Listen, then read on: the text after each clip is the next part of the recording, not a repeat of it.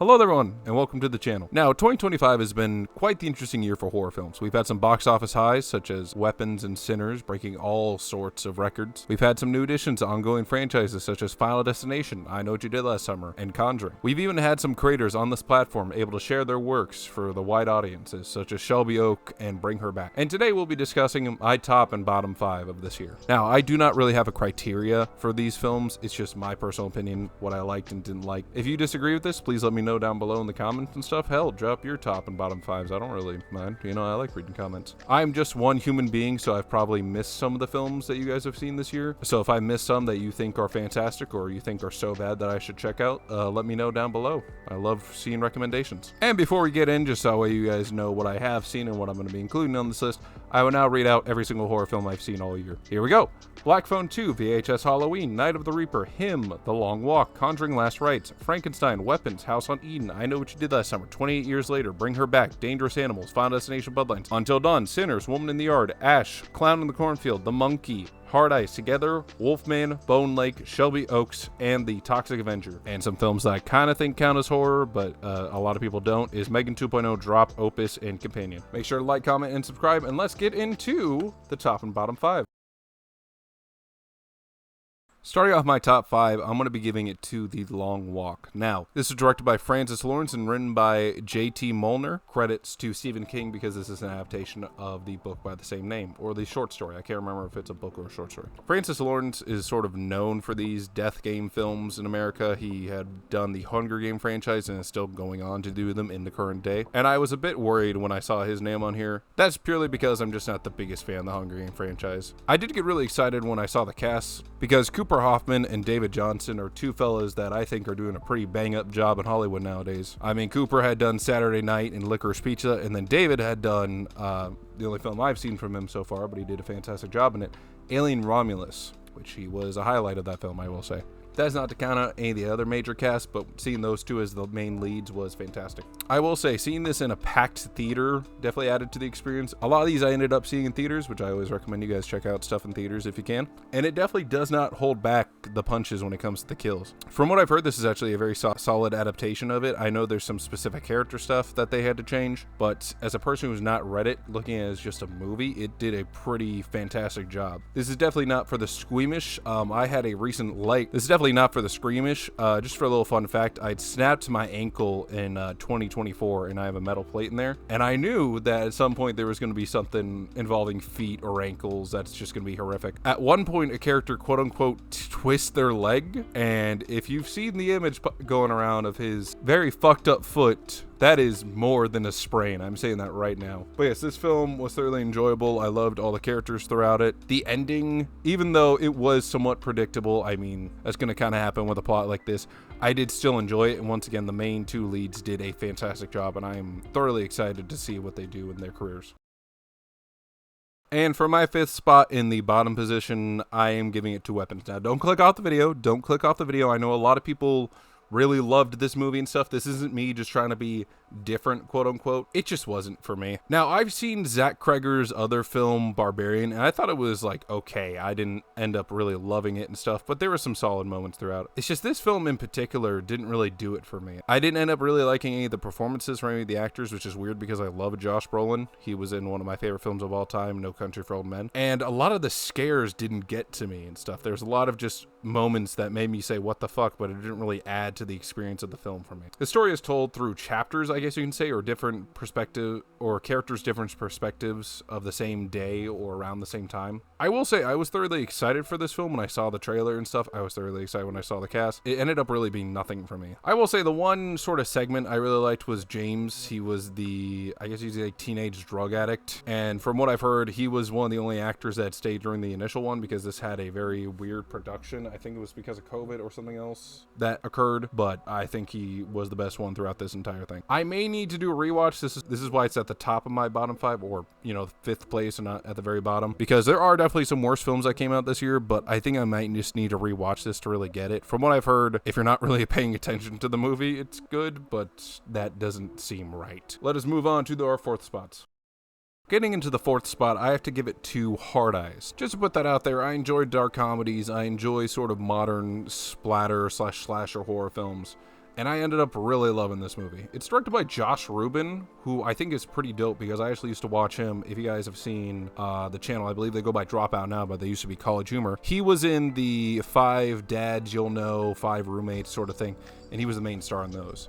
He's actually put himself out there and directed some pretty highly regarded stuff, including this, Werewolves Within, and he recently was featured in the Creep tapes in an episode, which I enjoy Creep, so you'll probably hear me talk about Creep soon. The actual Hard Eyes Killer, I think, is pretty dope for a modern slasher kind of thing. There's not really a lot of Valentine's-related horror films I can think of besides, like, My Bloody Valentine, and I guess Valentine from the 90s. But this was definitely, like, a fantastic watch in theaters. I will say the main two, Mason Gooding and Olivia Holt, are pretty good. Mason Gooding I know from the recent addition to the Scream franchise, and Olivia Holt I've known since like Kicking It and Girl vs. Monster, which that was insane to see her in that movie. Like, good for you. The kills are fantastic. They use a lot of practical effects, which I think is pretty dope. The only problem I could say I have with this film is definitely within the third act. It slows down a bit because they're trying to get through the, you know, the slasher reveals and all that, but that's, like I said, sort of expected. This one I could see possibly turning into a franchise and stuff, and I would not mind watching it. I don't know if it would revolve around the same couple, but you know, if it would turn into a franchise or just remain a one-off, I would be down.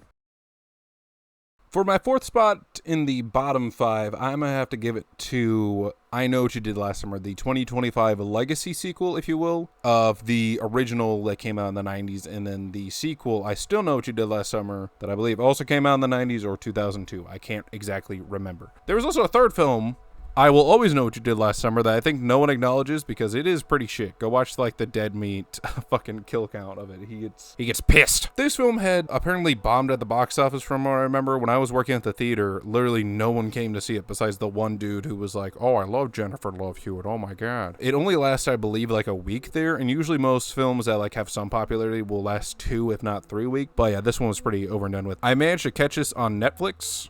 And oh boy, it was not good. Now to preface, I'm not a huge fan of the original 2 films. I remember watching them.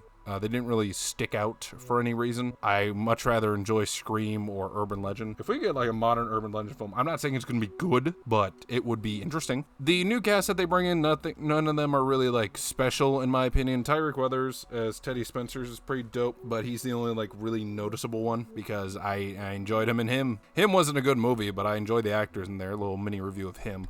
Good, but not as good as it should have been. But yeah, this film was just, it thoroughly pissed me off at multiple points because I guess it's because I'm supposed to be their age. I'm 21 and these people are fucking dumbasses, which I get it. It's a horror film. They also try to like modernize it by having someone do like a horror podcast, which just reminded me of Dexter New Blood. But Dexter New Blood, that kind of added to the plot because that reminded people of the Bay Harbor Butcher. But in this film, it's just like, okay, you're doing a podcast. Who cares? And then the twist. Sorry, spoiler alert for this movie. Freddie Prinze Jr.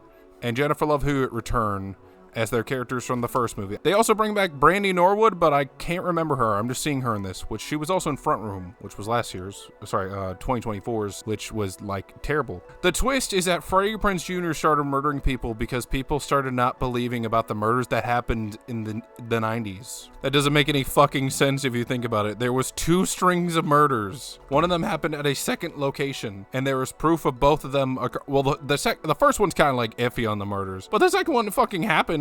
Everyone knows about it and stuff. There was bodies. There was multiple victims. It wasn't just your friends. There was a whole hotel that got massacred. So what the fuck? And it's just like, why? And then it's like, it's revealed that he teamed up with one. I cannot even remember the fucking plot of this movie. That's how forgettable it is. But I'm pretty sure he teams up with one of the newcomers. And then, literally, I don't want to rewatch this movie just because of how boring as shit it was. But I can't even remember the ending. I'm pretty sure he dies and it's like cringy as shit. That's all I can remember. Yeah, this one was fucking bad. For the third spot in my top 5, I'm going to be giving it to Bring Her Back. This was done by the Raka Raka guys. This is their second foray into filmmaking and horror, with their first film being Talk to Me, which was like a smash hit when it came out, and then Bring Her Back came out. In my opinion, Bring Her Back is better than Talk to Me. Saying it might be recency bias, but I also rewatched Talk to Me right before I watched Bring Her Back, and I think this film does some good shit with it. It is bloody, it is horrifying. All the actors do a fantastic job, including the child and teenage actors. I was actually thoroughly surprised by that, especially Jonah Wren Phillips, who plays like the titular, like the little boy that shit happens to him and stuff. I think he did a fantastic job. If you are a bit squeamish to this kind of stuff, or you're not into like what the fuck kind of horror movies, I would say avoid it. But I'd say also, expand your mind. Go watch this movie. I think it's pretty dope. I saw a lot of people saying that they didn't enjoy like the main two leads, but they were believable for enough. They're like, I believe from my memory that the main character is supposed to be like 14 or 15 with a younger sister who's like 12 or 13. I was like, yeah, this is believable. They make sense. Also, weirdly enough, they have a point where they're like partying and dancing and stuff, and they drop the trumpet song, like the Timmy trumpet song. I looked at my buddy and I was like, no fucking way, because I have not heard that song in years. I thought that was funny as shit to hear it. Also, Sally Hawkins, who plays like the aunt or like foster, I think she's a foster parent. She did a dope job as like a villain, quote unquote. It's kind of like gray area. She's definitely like a villain, but like kind of gray area if you want to say. I also think the name, I think some places they actually called the film Substitution, which I kind of like. I like Bring Her Back more, but Substitution's also a pretty dope name for this kind of film. But yes, I want to see more from them. I think they did a good job.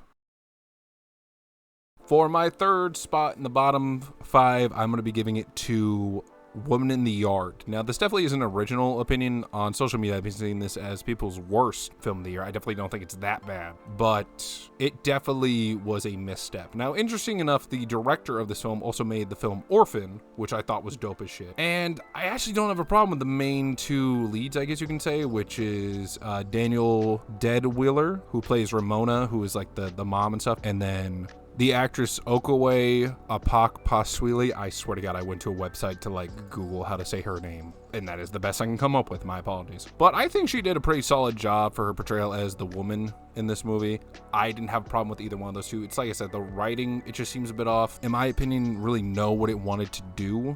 It seemed like it wanted to tell multiple different stories, and it just didn't land on one specifically. It does do some cool mental shit with that, and then the actual powers of the Woman in the Yard, while they're not specific, are somewhat interesting, where she's sort of the shadow or the darker part of our main character. It just seems like at the end of the film, I was just kind of disappointed, because I was like, it had something there for a moment, and then it just immediately lost it. Like it had something going for it. I will say this also continues to be Blumhouse's multiple blunders that came out this year. I will say they have not on a good track record recently. That might just be me, but I'm just saying, most of the Blumhouse films I watched this year were not fucking good. I'm saying that right now.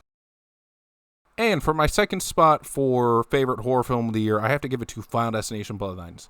Now, I love originality over anything else. Like I said, I have like a bunch of original films on here and stuff. But I thoroughly enjoy it when a new director is able to look at a franchise or a concept that is very common in our media and is able to spin it on its head in a way that I thoroughly love. Final Destination Bloodlines did that for me, absolutely. Like, this has become my new favorite film in the franchise. Now, I have seen all the Final Destinations. My favorites would have to be either the second one or the fifth one was actually fantastic. But this one just blew it out of the water, in my opinion. I thoroughly love the initial setup on, like, the Space Needle kind of thing. I thought that was dope as hell. The tense moments you were feeling throughout, if you were watching this, were impeccable. The new cast, where it follows a family this time, or a bloodline, they are all just fantastic. If I had to say which ones were my favorite actors, I would definitely have to give it to Owen Patrick Joyner, who I primarily knew for 100 Things to Do Before High School. I remember watching that show. Did anyone watch that show, or is it just me?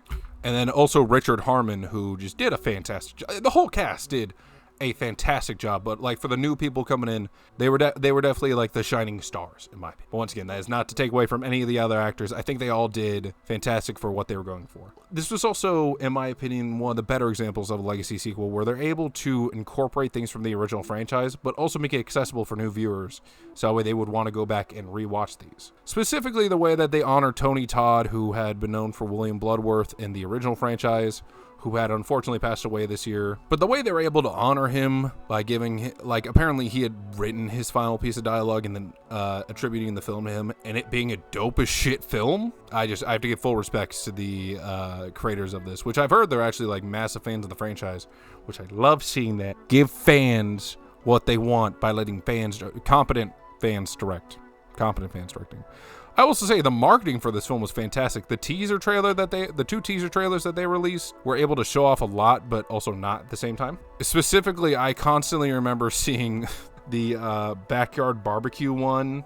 That was a big one I saw, and then I always had to like check my glass for shit. And then the tattoo parlor one was also, like I said, dope as shit. The kills in here were awesome. The way they're able to spin shit it is fantastic. This would have been my number one, and you know, if you asked me on a different day, this could be my number one for the entire year, but you know, y'all probably know what that number one spot is.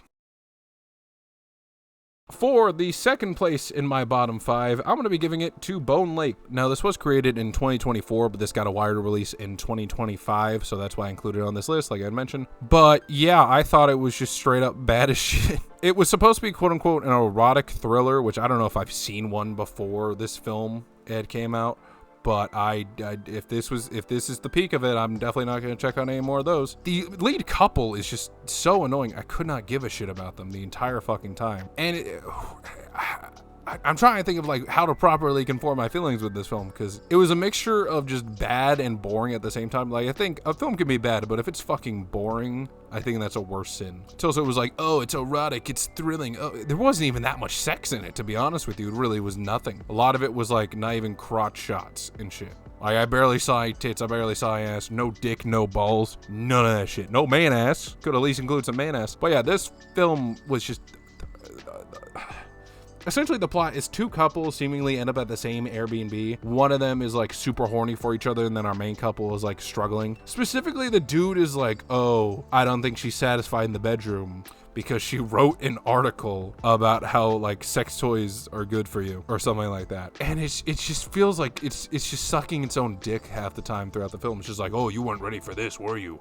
Oh, shit. You weren't ready for all this shit, were you? Oh. Which is weird because the director of this film, Mercedes Bryce Morgan, also directed a weird childhood classic of mine, which is the fucking Marshmello Happier music video. Yes, I just found that out while researching it. She directed that fucking music video. The lady that brought us Bone Lake also gave us a Happier music video. It's a weird irony. I don't know if it's irony, but it's just weird as shit. It's also the effects in this film. I don't know what the budget was, but like some of the effects were pretty good, and then there was other times that there was just weird, clear digital effects. And then people weirdly hyped this shit up out of nowhere, like, what the fuck? And then, of course, on top of that, they had to include, I don't know what's up with this shit with straight people and incest, but there was just a weird incest plot out of nowhere. There was already a bad twist, like the whole entire thing, once again, spoiler alert. The twist in the movie is that they get off, like, this is their Airbnb. They get off on murdering couples that, like, they try to make them cheat on their significant other with them, but then you find out the couple actually didn't cheat on each other. So then it's just like, oh, did you know that we're brother and sister and we enjoy banging and murdering people? I was like, I don't give a shit. Why am I supposed to give a shit? And also, our main two characters are just incredibly stupid half the time because they don't even realize, like, oh, there's a bunch of keys here. Oh, there's a bunch of pictures of couples here. Oh, there's a bunch of clothing and shit. What could this mean? It's not like totally like, yeah, they probably murdered them. They probably fucking murdered them. Which it takes them, like, literally, you find that out, and then 10 minutes later, it's just like, wait, you murder couples? I was like, yeah, no shit. What do you mean? I will say the one cool thing is there is a shot where one of them jumps into the lake and you see the amount of cars that they have just like dumped in there. But also I feel like it's not that deep down. You would probably see them. I feel like that maybe that's just me, but you would probably see all the cars down there. I don't know. And then like that opening scene, which I saw like people talk about like, oh, it's really messed up. It's two people running butt ass naked into the wood and then some dude gets shot in the balls with an arrow, which is why if you look up posters for this, like some of them are just like, it's literally one of them is like two skeletons giving each other head, or like one of them giving the other one head. And then there is the Bone Lake poster, which I will say, the poster of her getting dragged into the lake, that's kind of cool, I guess. But there's also, I swear to God, yeah, there's one where there is one where it's literally two cherries with like an arrow through it. And it's just like, oh, I wonder what that means. And then it's just ball shot. And it's just like, oh, look at, oh, this, you're not ready for that. You weren't ready for that. But yeah, dead ass, like really you could switch out the two that I have at the bottom. You could if you wanted to. Anyway. Before getting to the number one spot, I do have two honorable mentions. The first one's going to be Companion. Now, the reason I didn't include this one on the list is a lot of people were debating if it was actually a horror film. A lot of it categorizes it as a thriller, but it's also a psychological thriller, but it's also like horrifying in a way, you know? I think it counts. But yeah, this film overall was dope as hell to see. It got, the advertising for it was pretty cool. It was like from the writers or the people that produced The Notebook comes Companion, the new movie for your Valentine's Day viewing and all that stuff. I thought that was pretty funny and stuff. I enjoy all the characters throughout this film. Sophie Thatcher and Jack Quaid definitely take the cake. I mean, obviously they're the leads, but also they did just a fantastic job. Jack Quaid, I obviously know from The Boys, but also Novocaine, which I thoroughly enjoyed him in. Also, he is the voice of Superman in Lois and Superman. Superman and Lois, I mean. But also, Sophie Thatcher was in Heretic, which was one of my favorite movies of 2024. So, hey, look at you, back to back. There we go. I also, just not, like, push anyone else in the dirt and stuff, Lucas Gage was pretty good. You guys might know him from Euphoria and stuff. I know him from Smile 2, where he played the character of Lewis, who was like a drug dealer and stuff, and he was fantastic. I thought this was, a very dope, dark comedy. I think, it should get more recognition than it does, in my personal opinion. And then my second honorable mention is going to go to The Monkey. Now, this one I definitely saw got a lot of hate online and stuff, and maybe it was just because people were expecting another Longlegs from Osgood Perkins, because people really liked Longlegs for some reason. I'm not one of those people, in my opinion.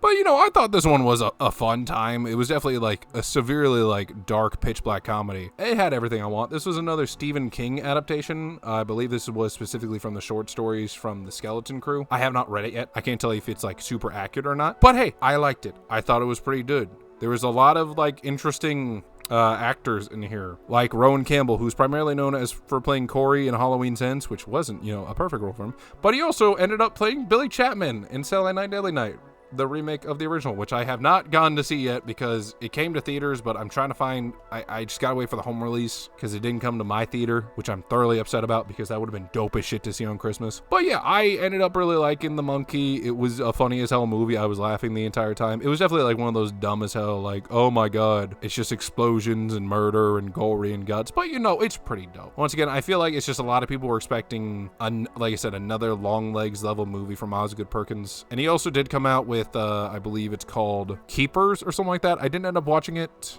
and from what I've heard, it's actually like not a super good movie. But yeah, he gave me The Monkey, so I can give him a little bit of credit. Also, someone tell me if Keeper is good, if you've watched it, because I do plan on watching it eventually, because it's like, oh, so I've basically seen all of his directorial work. But yeah, anyway, let's get to the number one spot. So this is not surprising at all, but my number one horror film of the year is going to be Sinners. 100%, it's going to be Sinners. For the people saying like, oh, you're just saying the popular one and stuff. Oh my god, unoriginal. Just like, fuck you. It's good. It's solid. It's also like a very genre-defying movie because a lot of people are just like, oh, this isn't a horror film. This is a thriller. Oh, this isn't a thriller. This is a musical. Oh, this isn't a musical or a thriller. It's a horror drama period piece. It can be all of those. I don't give a shit. People say it doesn't count as a musical. Fuck you. I could see this shit on Broadway. Why not? Would it be as horrifying as it was in film? No, probably not. Do I wish to go see this again in IMAX? Absolutely. I didn't end up watching this one in IMAX. Actually, my viewing experience for this film was kind of shit. We waited too long to get our tickets, and then we ended up getting in like the first two rows, which if you know that, which if you've ever sat up in those first two rows, it sucks dick because you have to just stare up at it the whole time. But I then ended up watching this like solo in another theater and stuff. Once again, still very packed. It was like 3 weeks after it came out. And it was dope as fuck. And then I watched it again at home because dope as fuck. Ryan Coogler, I would say a lot of people know him from either Creed, Black Panther. I personally know him for Fruitvale Station because it's a very good movie. That also has Octavia Spencer in her. Just want to throw that out. I really love her in movies. Him and Michael B. Jordan are kind of like inseparable because he's been in like a majority of his directorial stuff. And he does a fantastic job in this film. Because if you haven't seen Sinners or haven't seen anything about it or the memes from it, he plays the two characters of Smoke and Stack, who have very two different lifestyles and personalities, I would say. Which, it's obviously helped because Michael B. Jordan has this fantastic cast with Jack O'Connell as Remick, the main villain, who is fantastic, and Rocky Road to Dublin is probably one of my favorite songs from the soundtrack, I would say. People saying, oh, it's just an Irish jig. Yes, I love Irish jigs. You don't want to know how I fucking busted down on the dance floor. He also has Haley Steinfeld and Michael Caine. Michael Caine plays Sammy Moore, and his acting in here is fantastic. It was surprising that this was one of his first ever roles. And his singing voice is just dope as shit. Everyone does a fantastic job. I have no notes for the film. It ends with Michael B. Jordan shooting up Klans members. I can't ask for anything better. That's what cinema was made for. But yes, the soundtrack, dope. Cinematography, dope. Special effects, dope. All that shit, dope. Anyone saying that it's shit, fuck you. Is this probably gonna get some Oscars? It better. I better see some shit because I also love seeing horror representation at the Oscars, which we've been getting quite a few. with Nosferatu and Substance, which Substance was probably one of my favorite films of the prior year, but like, we better see some shit. Anyway, let's move on to the worst film of the year, in my opinion.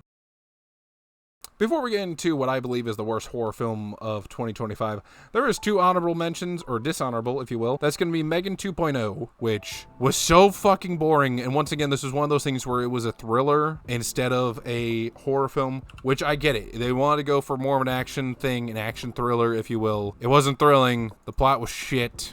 I hated it. There was nothing enjoyable about this film. I literally kept asking my buddy, just like, hey, if you want, we can leave, which is basically me telling him, hey, I want to leave. But then I found out half the time I was telling him that he fell asleep. He fell asleep. The movie was that bad. He fell asleep halfway through, which I wasn't a massive fan of the original. I get why it was a mega thing and stuff. It was definitely like one of those teen, like sort of like one of those horror films that like anyone can sort of grasp onto. It was a horror comedy that was PG-13. Why not? But this film was genuinely god awful. I could not give a shit. And maybe I'm just maybe this isn't for me. You know what I mean? People got different opinions. But when they're comparing this to like fucking, what was it? Mission Impossible and shit. And I watched this movie, she's like, what the fuck are we doing here? It's also the ending. Just let her fucking die. I don't give a shit. Just let her fucking die. It's gotta be like, oh, so tongue in cheek. Once again, Blumhouse ain't exactly helping your status this year. And the second film on my dishonorable mention, I'm gonna give that to Opus. Now, I have no problem with John Malkovich or A.O. Debris. I think, is that how you say your name? Debris? I never had someone say the last name, so I don't know. But yeah, this movie just was not fun at all. I went in there, you know, open eyes, open ears, all that shit. Because people were just like, oh, you want an original film? Go watch this. I watched it. It was original. That doesn't mean it was good. I also didn't realize this was an A24 film. A24 has a weird year for horror. Sorry, A24 has had a weird year. They have had some like dope films and then some shit films. Also, if you're wondering, I didn't watch Death of a Unicorn. People have told me just like, oh, you don't really need to watch it. I was like, okay. And people are counting that as a horror film. But I mean, like, why isn't this one? There's plenty of murder and stuff. There's plenty of blood. There's plenty of gore. This one just sort of felt like a lesser watered down Midsommar from what I remember. Midsommar was pretty dope. This one just felt like it was trying to repeat that in a way because it's a look into cult. But yeah, this is no, just no. I told my buddy to watch it because he was like, oh, it can't be that bad. He called me and he was just like, no, this was god awful. I really have nothing positive to say. The only reason it was not on this list is because many people said it was not a horror film, but you know. Anyway, let's move on to in my opinion, the worst horror film of the year. So, in my opinion, not only is this my least favorite horror film of 2025, my opinion, I think it's just the worst horror film of 2025. That being Wolfman by Leigh Whannell. Now, I need to preface something. I enjoy the Universal monsters and stuff. I enjoy the whole catalog. And Wolfman is in my top 3. He's number 2. It goes Invisible Man, Wolfman, Frankenstein. And Leigh Whannell did a great Invisible Man in 2021. He did a fantastic one. It was dope as fuck. I really liked it. And then he made this, and holy shit, I ended up watching this at home. I think it was like literally June. This premiered in January. And it bombed at no one went to go see it at our theater straight up. I don't know what else was coming out in January. Maybe it was just because the film came out in January, which might have hurt it because January is sort of like known as dead month at the movie theaters. But yeah, this was just god awful. I think the main thing was it was trying to do this Altair thing about, and this is like disease is passed down through families and stuff. Or generational kind of thing, generational trauma, or sort of like mental diseases that can pass down from throughout families and stuff, like hereditary kind of thing. Like literally hereditary. That's a good example of that sort of thing that occurred. They try that, but it doesn't really fucking work. Essentially, the main character, who's Blake, they don't even try to name him Abbott, which I'm pretty sure was the name of one of them in the first one, or like something like that.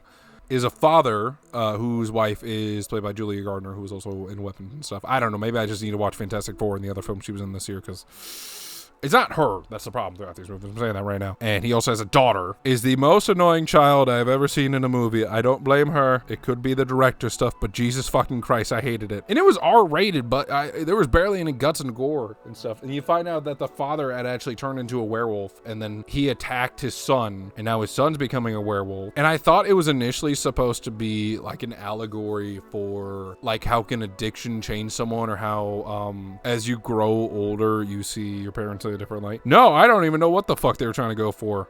I don't even know how to fucking explain this movie. And this is once again, like I said, Blumhouse. What the fuck? Stop shading the bed. Was there a good Blumhouse movie this year? I don't even fucking know. I'm gonna be honest with you.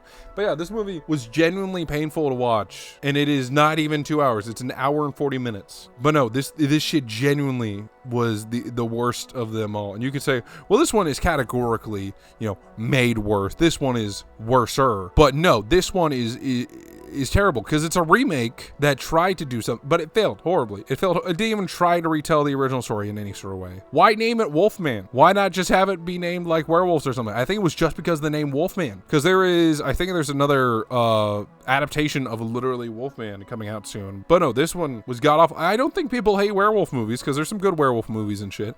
It's just this one was done horrendously. Like at the end of the movie, it feels like it's just really just wanting to run the meter, if you will, spend its minutes. I'm looking at the poster right now. It literally says, from the producer of the Black Phone. Don't you dare fucking compare Black Phone to this shit. Black Phone 2 came out this year and it was fucking fantastic. Didn't make my top 5 just because there were some other good ass movies and shit. But no, yeah, Wolfman is genuinely, in my opinion, the worst horror film that I have seen in 2025. Well, that is my top and bottom 5 horror films of 2025. If you enjoyed this one, let me know down below and all that shit. If you have some ones that you want me to go check out, put those in the comments. I would be so glad to read them and do all that shit. This channel, this is my first ever video on the channel, as you can see, and I want to do, a whole bunch of stuff. But I think one I'm going to try to focus on is doing monthly recaps of like the movies I saw, and then maybe some franchise discussions. I'm gonna be making a video called reviewing the remake. I'm gonna be talking about the Funny Games remake that came out in 2007 compared to the original 1997. But if you guys, end up having some good suggestions, let me know. Anyway, thank you for sticking around to the end. And I'll be seeing y'all in the theaters.